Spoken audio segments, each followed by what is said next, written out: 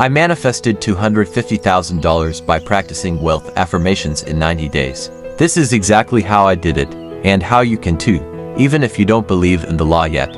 Long but gold. Asterisk asterisk, the creative process begins with an idea and its cycle runs its course as a feeling and ends in a volition to act asterisk asterisk. Neville. This is a story of consciousness versus unconsciousness. To be honest, I was one of those extremely unsuccessful people. I had never succeeded in anything and I had just dropped out of college for a second time at the age of 21. I knew I had a huge problem at hand, and it all started with my mind and how it was conditioned when I was young. I remember I'd wake up in the morning and the very first things I'd think of were how much of a failure I was, how I dropped out of school with no plan.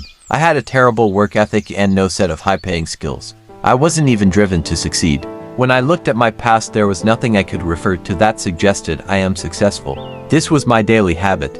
As soon as I opened my eyes from sleep, I entered a state of anxiety, depression, and bombardment with the sensation of helplessness, and to top all this off, I lived with a stepdad who was a narcissist with OCD and anger issues. In short, I hated my life and felt trapped in my own mind as well as in my parents' house. I didn't know who to ask for help. I had no money, no support, and no solutions. My health was also very poor, so I spent most of my days in physical pain in the fetal position due to my paralyzed nervous system from depression. I had a real challenge in life and a college degree wasn't gonna be of much help. The only light I had in the darkness that I could truly rely on was my meditation practice and my keen interest in metaphysical studies. I knew how to meditate and had a consistent practice, but I had never tried to use this inner power to solve my external problems. They say the first and last 5 minutes of the day are the most important because that is when your mind is hypnotized by ideas, feelings, and images. That is essentially where your life is created, by you. And if you don't control it, the circumstances of the world will control it for you. So, every morning I bathed my mind in these unwanted ideas unconsciously, and my life outpictured these ideas back to me with mathematical precision. I recognized this was the root of all my problems.